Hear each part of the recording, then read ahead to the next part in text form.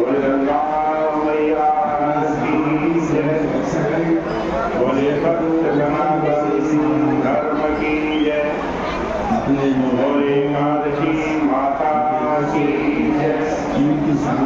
पतित पावनी कलिमल हारिणी मंगलकारिणी मोक्षदायी माँ गंगा मैया का ये पवित्रतम तीर्थ हर की पैड़ी ब्रह्मकुंड है।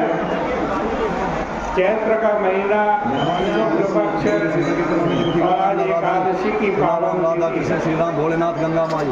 सूत वाचा सूत जी कह रहे हैं देवकी नंदनम कृष्णं वासुदेवात्मजं हरिं नमस्कृत्य प्रवक्ष्यामि महापातकनाशनम्। सूत जी कह रहे हैं देवकी नंदन वसुदेव के पुत्र श्री कृष्णचंद्र जी को नमस्कार करके महापातक को नाश करने वाले व्रत को मैं कहूँगा। श्री कृष्ण भगवान ने अनेक पापों को दूर करने वाले एकादशी के महात्मा को युधिष्ठिर से कहा। महात्माओं ने 18 पुराणों में से निकालकर अनेक आख्यानों से युक्त 24 एकादशियों का वर्णन किया। हे विप्रो, उनको मैं तुमसे कहता हूँ सावधान होकर के सुनो।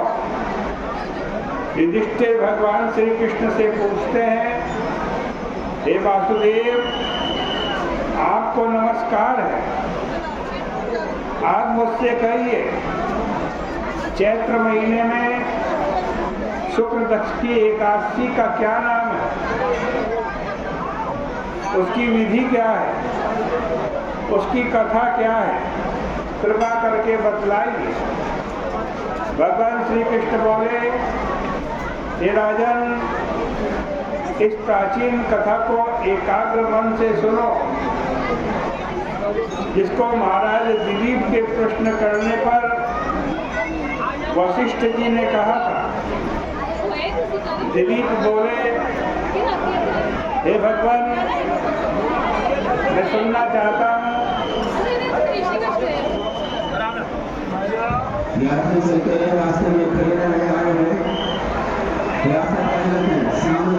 प्रसन्नता से कहिए, चैत्र शुक्ल पक्ष में किस नाम की एकादशी होती है? वशिष्ठ जी बोले, हे नृपश्रेष्ठ, आपने उत्तम प्रश्न किया है। मैं आपसे कहता हूँ, चैत्र के शुक्ल पक्ष में कामदा नाम की एकादशी होती है। कामदा माने सभी कामनाओं को देने वाली। यह पवित्र एकादशी पाप रूपी ईंधन को भस्म करने के लिए दावानल की तरह, हे राजन, पापों को नाश करने वाली और पुण्य को बढ़ाने वाली कथा सुनो। प्राचीन समय में स्वर्ण और रत्नों से सुशोभित रत्नपुर नाम के नगर में मदोन्नमत, पुंडरीक आदि नाग निवास करते थे। उस नगर में पुंडरीक नाम का राजा राज्य करता था। गंधर्व, किन्नर और अप्सरा उसका सेवन करते थे। ललिता नाम की सुंदर अप्सरा और ललित नाम का गंधर्व रहता था। वे दोनों स्त्री पुरुष प्रेम से युक्त कामार्थ होकर धन धान्य से भरे हुए अपने घर में सदैव क्रीड़ा करते थे। ललिता के हृदय में सदा उसका पति ललित बसता था। पति के हृदय में भी सदा ललिता निवास करती थी।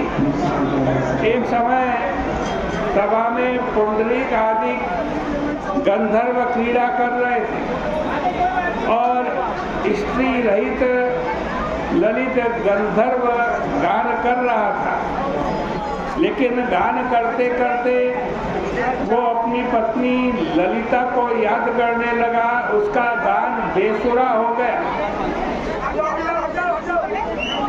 उसके पद और ताल ठीक नहीं थे। कर्कोटक नाम का नाग इस भेद को जान गया। उसने पुंडरीक नाग से जाकर सारा वृत्तांत कह दिया। क्रोध से भरे हुए पुंडरीक की आंखें लाल हो गई। उसने कामातुर हुए ललित को शाप दे दिया और कहा, हे दुर्बुद्धे, तू मनुष्य को खाने वाला राक्षस हो जा, क्योंकि तू मेरे सामने गान करता हुआ स्त्री के वश में हो गया। हे राजेंद्र, उसके वचन से वह राक्षस रूप हो गया। उसके भयंकर मुख और बुरे नेत्रों के देखने से भी डर लगता था। भुजा 4 कोस लंबी और मुख 15 के समान था।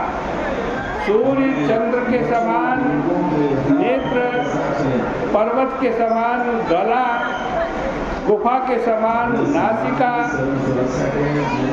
नासिका के छिद्र और 2 कोस लंबे होठ हो गए।